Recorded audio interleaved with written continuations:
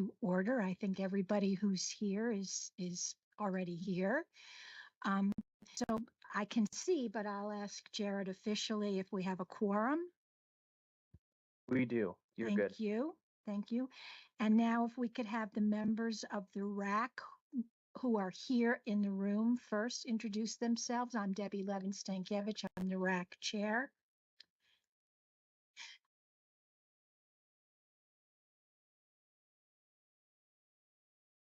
Can you figure out which one it is? It's the second from the left. No, from the right.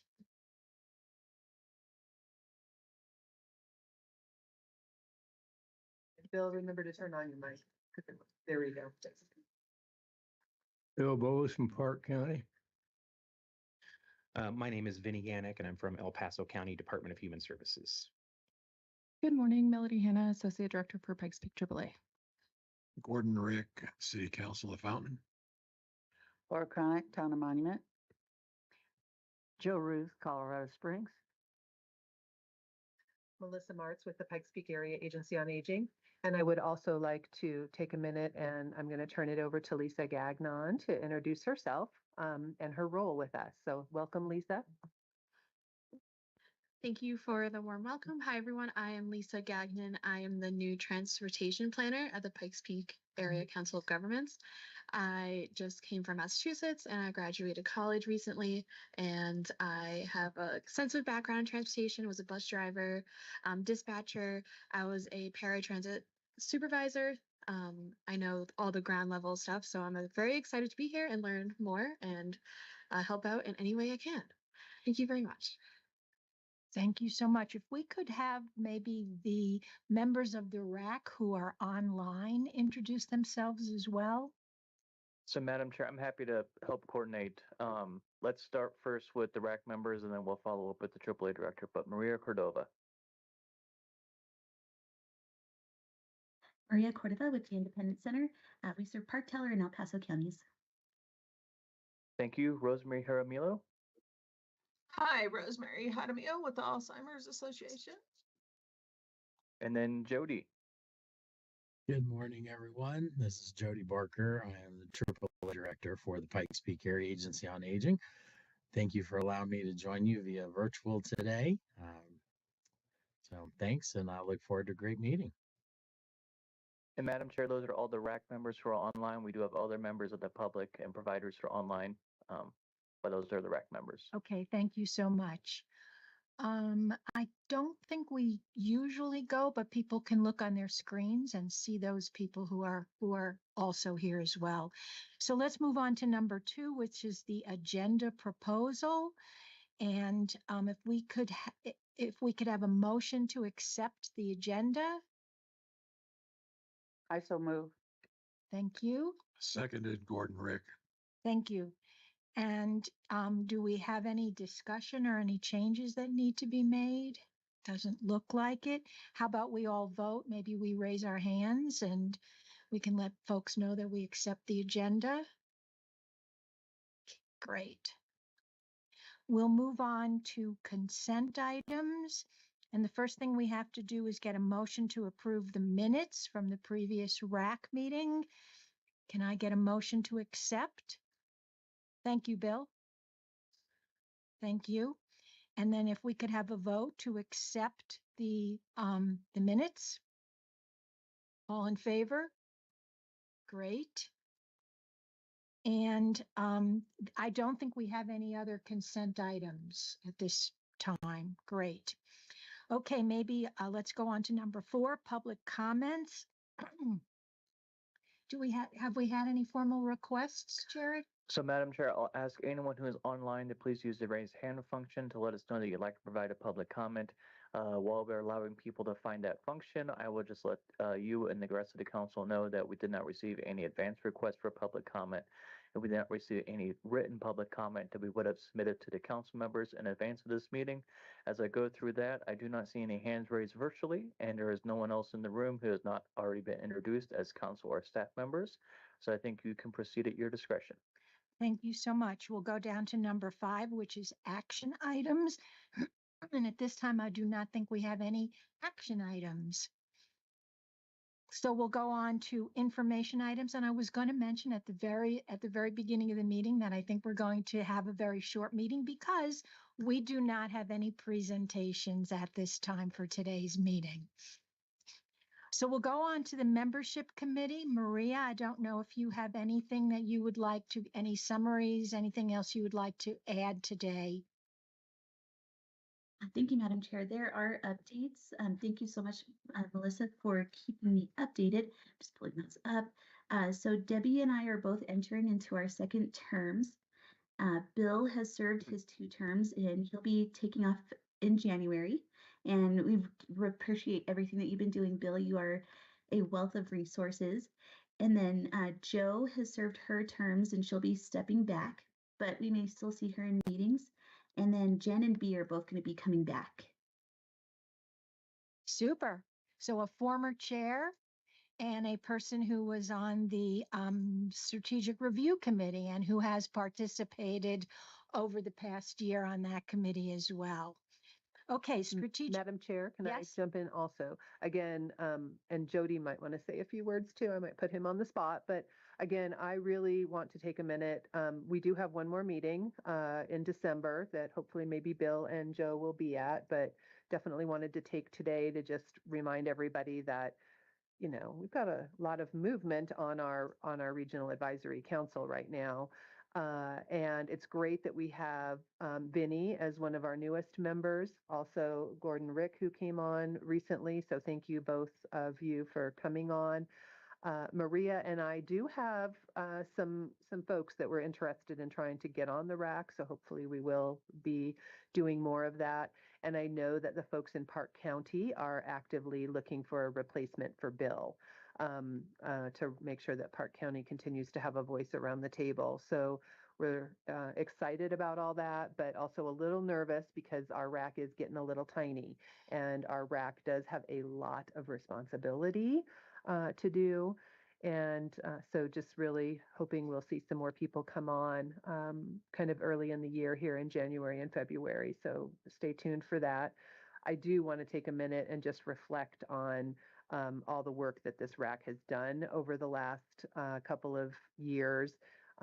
When I think about Joe and Bill leaving, I think one of the big things that I kind of think about is the 4-year plan and how both of you guys really pretty much came to almost every 4-year plan meeting and had such input and information to share. So I won't put the 2 of you on the spot today, but if you're going to be here in December, hopefully maybe. But I did want to just see if Jody had anything he wanted to share for a few minutes, if his voice is there and he wants to talk too. Thanks so much, Melissa. Yeah, I wouldn't miss this part for the world.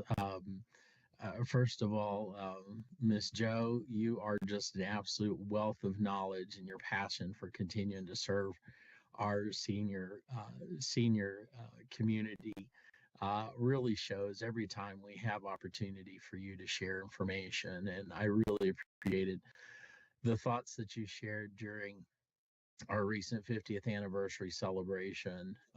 That was just spot on, and you were just a delight to hear from. So we thank you so much. Maybe you'll continue to attend on occasion, keep us straight, and we just have so appreciated serving with you these last few years. For some of you who may not know, I served for 2 years on the Regional Advisory Council before I came to the AAA as the director, and had the opportunity to work quite closely with Joe and have known her across the years in my work in senior services. And she's just top notch, and we're gonna miss you in this environment, but I know we'll continue to hear from you and see you along the way. So don't be a stranger. You know where we are, and you know what time our meetings are. So we just want to thank you so much.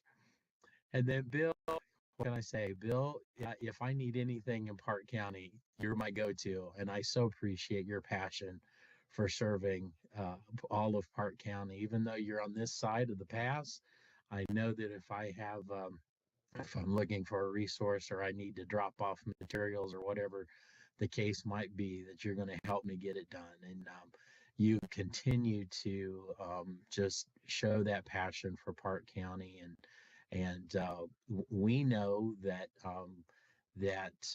you're going to be there and probably continue, even though you're coming up to term limits. And we so appreciate the work that you've done over the years, also serving with the Park County Senior Coalition as well. So thank you so much. We know you are a go-getter, and we so appreciate your time with us. And same thing to you. It's an open door. You know where we are. You know what time our meetings are. So if there's ever anything that needs to be shared about Park County, it's an open invitation for you to be with us and share that information for us. So thank you so much again for both of you and your service to our community. Thank you so much. Yay. Anything you'd like to add, Bill, yourself?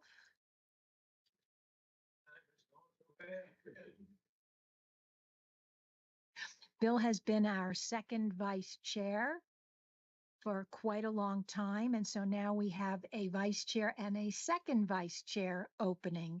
So hopefully some people may step up, or maybe we'll find others to fill those positions. So I thank both of you for being part of our committee. Under information items, under strategic review committee, we did have a meeting, and maybe Laura can update that. Thank you, Madam Chair. Yes, we did have a meeting on the 4th of October, and we updated 2 or 3, I believe it was 3 areas. The first one was transportation, the big one everybody is concerned about and pays attention to. I think the outcome of this was we need some data, and we need some data to determine a couple of things. First of all, the level of use and the customer satisfaction and performance.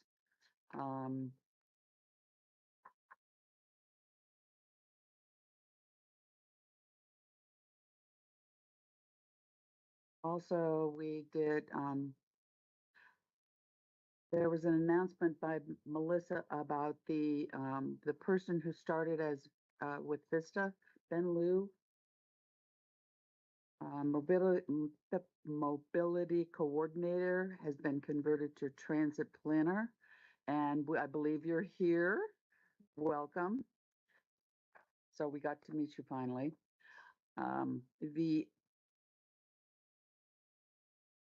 In addition to transportation, we had an update to case management.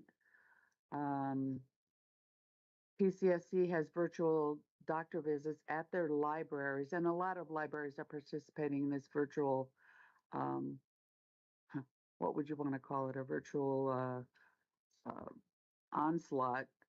And there is some, from a senior standpoint, there appears to be some not resistance necessarily, but uncomfortableness, because a lot of seniors are not tech savvy. So that would be the first element to getting them to accepting virtual doctors visit, virtual visits of any kind, actually. And so that is an issue. We had a comment about Aaron and Dayton. Were they going to share outcomes, or did we? So Aaron and Dayton are the members on the Pikes Peak Commission on Aging. And the Pikes Peak Commission on Aging has an overlap in terms of looking at transportation and housing and the digital equity pieces as well. They are oftentimes working on some of the boots on the ground projects that are happening around the region, which is different than RAC, kind of focused on what our funding is going towards. And so there's a a need to continue to coordinate a little bit more closely with some of those Commission on Aging members. And so Dayton and Aaron were brought up from that perspective. In Their addition to- housing and transportation. In addition to case management. Yep. Okay. And we made that annotation. And then the third area was administration, information and assistance. And the website, I'm assuming we're talking about the PCACG website, is now accessible. What is that? I'm missing the term. 88. ADA compliant, I guess is the terminology. Okay, which is wonderful. And the deadline was what, July of 2025? He had to go get coffee. Sorry, I thought I had a window to grab some more coffee. So there is a couple of bills in place. So July 1, 2024 was kind of the first deadline. There is a grace period for immunity.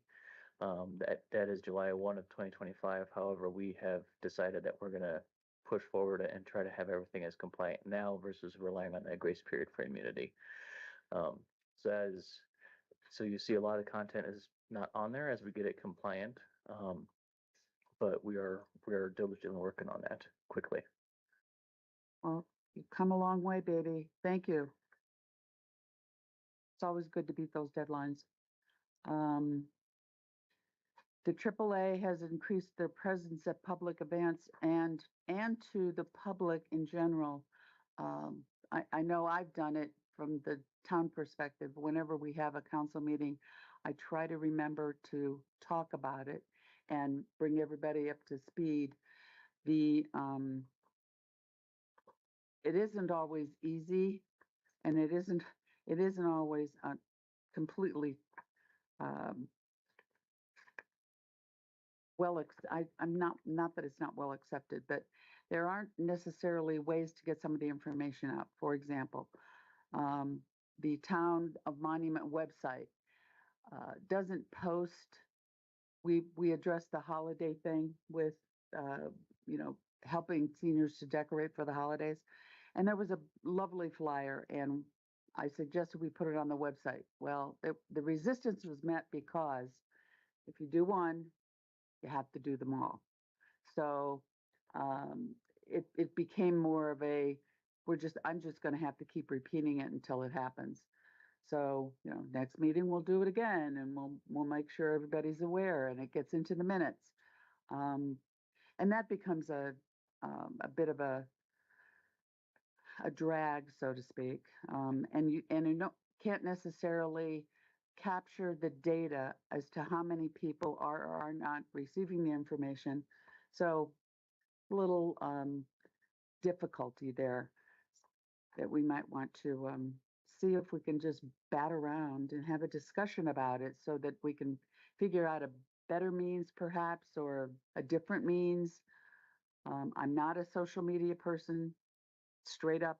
I don't participate, nor do I care to, but I think probably that might be a way, although again, we're into seniors accessing social media. It's a question mark. A lot of them don't want to, a lot of them don't know how. So again, other means of getting the word out would be very helpful there. And I think we had a lot of discussion about all of these things, but that's the capsulized version. Any additional comments? Then I am done. Thank you, Laura. You're welcome. If we could move on to letter D under number 6, and that is the TRS subcommittee. And I'm not sure people remember, but last time Gordon Rick was appointed chair of that committee. And I just wanted to ask him whether he had anything that he needed or wanted to say about that appointment at this time. I just need to get the date and time for the next subcommittee meeting so I can be there. Okay. Well, I think that the next subcommittee is going to have to look at carryover, and the staff usually looks at that first. And I think Jody is going to kind of give us an update, either Jody or Melody, on what's happening with the carryover. Are we ready for me? Yep, ready for you. All right. All right. So thank you, Madam Chair. I'll go backwards in my list. Carryover estimates have come from the state. We do anticipate um, the actual option letter, which releases the funds to us sometime in November. And so, to Gordon's question, we'll be working on dates very soon. In the past, when we've had carryover, we try to get ahead of the option letter so that we can reduce the amount of administrative processes that might delay the distribution of the funds. So now that we have estimates, our finance director is reviewing those to make sure that they match with what we have. It appears that we may have a few extra dollars, not much, but a few extra dollars that will be coming in through state funding that was withheld. That's a normal part of the State Unit on Aging funding process. If they have leftover funds in that particular area, they distribute those according to the federal funding formula. And so a part of our estimate, along with the federal parts funding, may include a few dollars in state funds. State funds have a little more flexibility than the federal parts funding, but as I mentioned, we don't expect it to be very much. It rarely is more. It's very rarely very much, but we will take every penny and allocate it in the community, as you well know. So really, the next steps, we held the quarterly provider training meeting yesterday, and we shared with providers that we had received estimates, and that because the funding is now distributed by parts versus during the major disaster declaration when any funds could be used in any way, now that it's being distributed by parts, we will be looking at spend down, determine those providers whose contract areas fall within the parts, and we will reach out to those providers only to determine what their needs might be in those specific funding part areas. There are some funds that are very, very narrowly allowed. For example, in parts 3C2, which is home delivered meals, those funds can only be used in home delivered meals. They cannot be used for any other purpose. The same holds true for parts 3C1. It's congregate meal programs only can be used in congregate meal programs. So as you might imagine, both of those areas really narrow how the funds can be used based on our service provider contracts. So I'll be looking at spend down. We will make that determination of who to contact, let them know that there may be funds available in their service area, and let them demonstrate the need. Uh, what will happen next is they will complete a small worksheet. It's typically 3 to 4 questions to demonstrate the need and the amount that they may be able to use for the second half of this first year of the contract period. Then staff will work up those numbers. Then we will meet with the TRS, make the recommendation showing the work that's been done, the responses that have been made, and then we will work together to allocate those final numbers. Again, we have done just a really, really great job over the last 3 years or so, even during the COVID funding period, to reduce the amount of carryover funding. And that is really crucial because there is a portion within the state contract with each AAA that allows them to cap the amount of carryover funding that is redistributed if the state determines that we're not using our funds appropriately on the first round. So we always want to make sure that our carryover funding is as small as possible. We have also reminded our providers not to budget for carryover. Don't build that into their primary budgeting process because there's never a guarantee, neither at the state or the federal level, that carryover funding may be distributed. Either entity can hold back carryover funding for any reason. So that's where we are in the carryover side. Again, we'll also be reviewing now that we've closed the books on the first quarter of this first portion of the contract period, reviewing spend down across all areas. And that will allow us to highlight or flag any concerns in funding. Typically, our providers go one of two ways, plan one of two ways in their budgeting process. They either take our distribution, our allocation, they split it 12 across 12 months and they spend accordingly, or they opt to use it as needed. So sometimes that means we see, instead of a nice steady usage, that might mean we see highs and distinct lows. Part of my role as the AAA director is to understand further how those providers are budgeting and how they are using their funds. Some of our providers have more than one fund source, in which case if I call and say, listen, I'm a little concerned about how you're using these funds. What's your plan for the 12 months? And they may tell me, and they have, several of our providers, they use all the AAA funding first, and then they go to additional funding sources to complete their year. That is up to them. We don't require a certain system of usage of the funds other than the contracted expectations. But if they have a plan, it's important for us to know what that plan is so that we can understand the numbers when we're looking at those spend down reports. The other area of funding that we're coming to the end of is the ARPA funding. That's the American Rescue Plan Act funding. And as you know, we have 10 contractors who applied for and received ARPA funding. Many of those have either completed their funding spend down or are nearing the end of their spend down. The funds were originally supposed to be used by September 30th of 2024, so just a few weeks ago.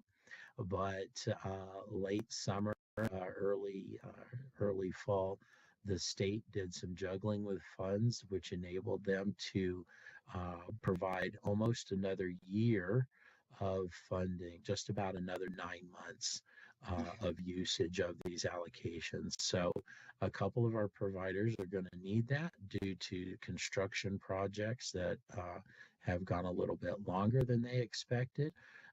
They now have that flexibility to spend down accordingly.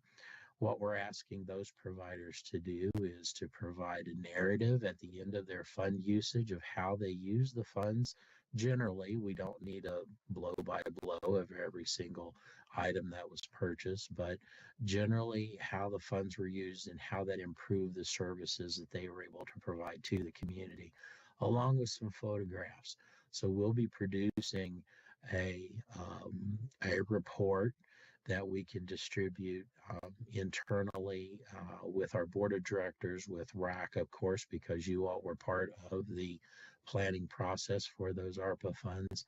But we'll also be able to use this for our federal legislators since these were federal funds. That also concludes most of what I have for my AAA director report. Just also know that we're already working on the legislative side. And so currently holding our legislative subcommittee with BPACG Board of Directors once a month for some general updates and looking into the legislative season. once legislative season really ramps up, we'll be providing more updates and how you might be able to partner with us in outreach events or going to the Capitol as we have opportunity. That's what I have for now, Madam Chair. I'm open to any questions if there are any. And I have a couple of questions, Jody. So the carryover funds go through June, I think, of next year. Is that when they have to be used by, or is it a different cycle?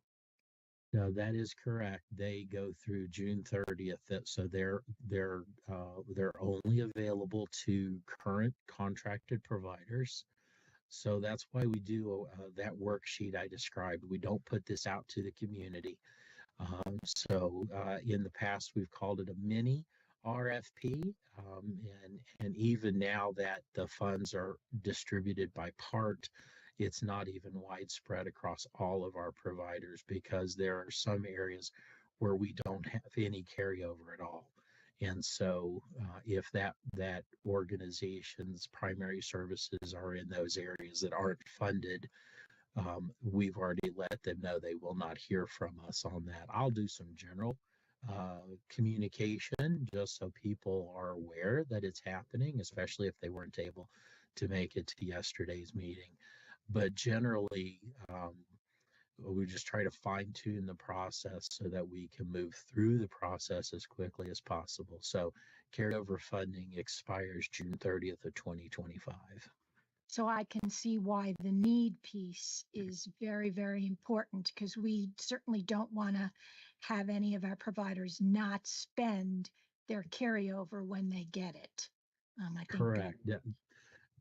I have in past reached out to providers.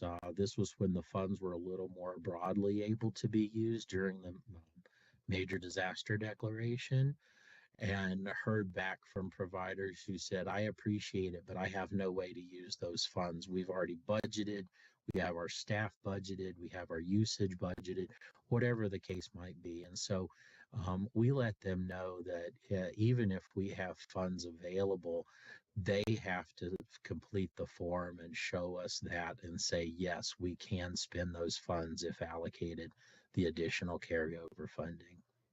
And my next question has to do with parts.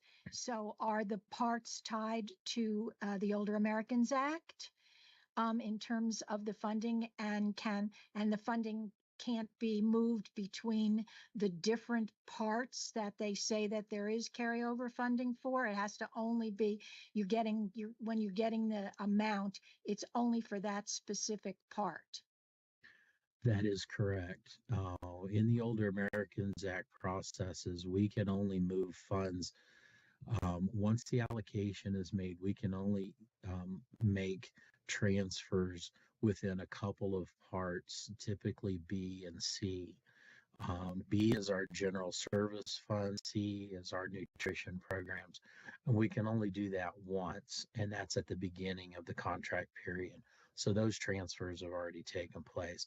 So that's why when we look at the providers who have contracts within those funding parts, that's why we'll have those discussions directly with them, because they would be the only ones who would be eligible to access those funds because of the services that they're contracted for.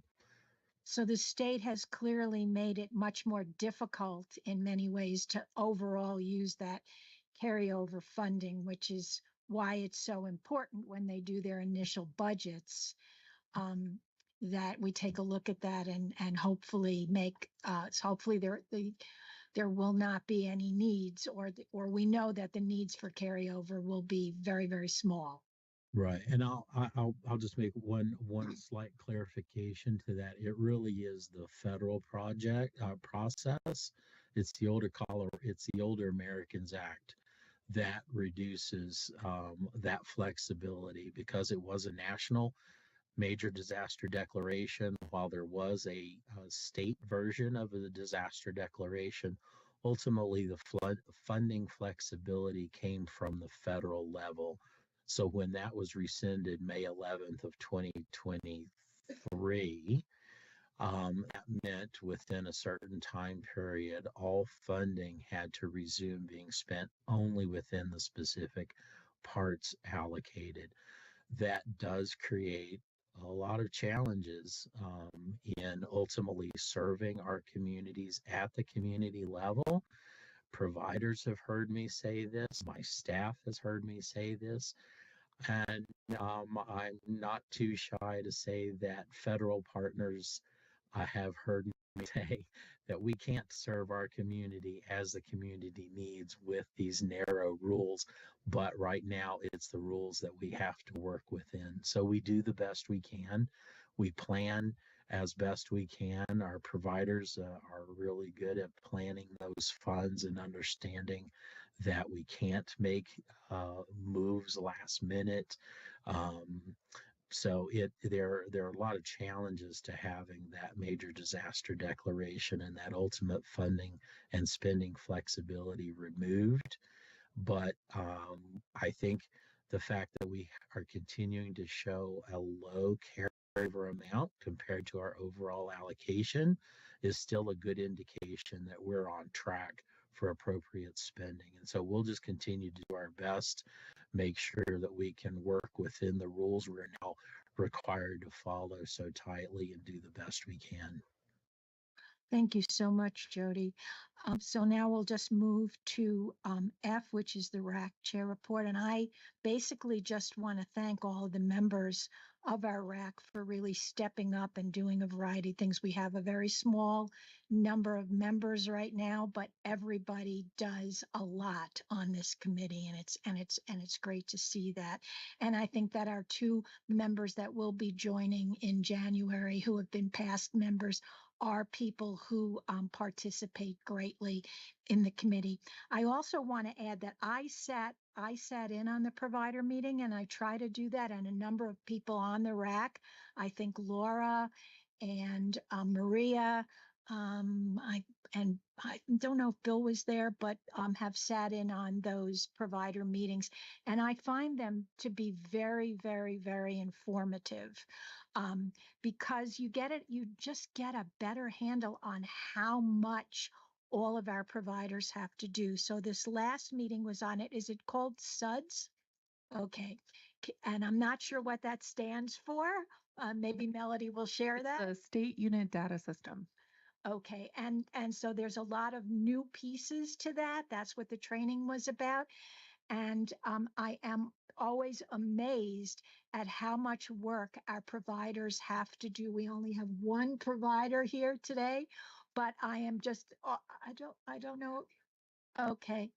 And it's just amazing how much they have to do. And this had a lot of the training this time had to do with added in people in this program who are repeats, and cleaning that up so that we only have one person in the whole entire system, and it just takes a lot of work for our providers to have to do that. And so I just want to inform the RAC that it was really very helpful. Even though I worked at an area agency and it wasn't called SUDS back then, it was a different process. And I just remember how difficult. I was the person at our area agency who had to review all of that on a regular basis. So I am aware of how much work that is, and I just wanted to share that with the committee. And that's really all I had to talk about today. So we will go on to number 7, discussion items. I don't think we have anything specific for discussion items, and so I'll just briefly. But however, go ahead. What I would like to do, because we have RAC members who are representative of particular organizations or entities, we did this before, and maybe we could spend just a few minutes if any of our, Bill with Park County Senior Coalition, Vincent with Department of Human Services, Town of Fountain, Town of Monument, if any, Rosemary with the Alzheimer's Association, Maria with the Independence Center, if any of our RAC members might have a few updates to just share about their entities that they're a part of. And if they don't have any updates, that's fine. But I would just like to take this moment and um, turn it back over to you, Chair, to ask folks if they wanted to give an update. Here we have this thing. Well, we've had problems with the funding, getting all the paperwork straight. I think we've got it straight now, but she's gone back and forth and trying to get it. But last I talked to her yesterday, she had it straight and thought we were going on the right path finally. All the paperwork that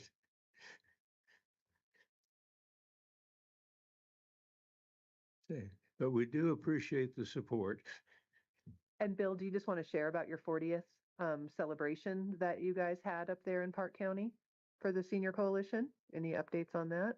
Well, I missed out on that. I was busy with some other stuff at the house, but they did have a pretty nice turnout and good response.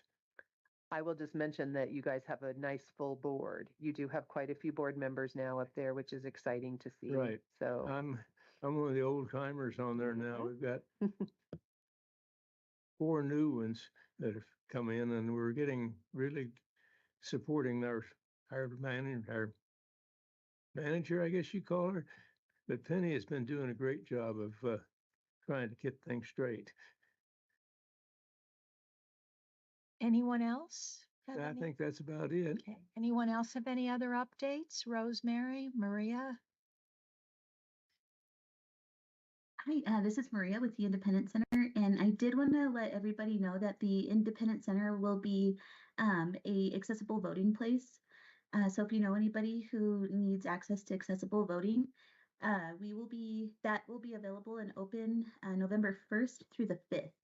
And so if anyone is interested in doing that, they are welcome to come to the Independent Center. We have an accessible building, and we want to encourage people to vote. What did you have to do to go through to get that done so that you could be an accessible voting place? Yeah, we have done this, I think, for a few years now, and it's working with the county clerk and recorder, and then it's called the VSPC, and so making sure that there are accessible voting places for folks. And I didn't work all of that much on the committee, so one of our directors, Mark, did, and so I can get more information from him to see exactly how all of that was set up. And so I can follow up with him and send more information about that. Just interesting to know how a place becomes. I mean, it's a little easier in this state because we have mail-in voting, which makes it, I think, which does make it easier for disabled individuals. Some states don't have that available.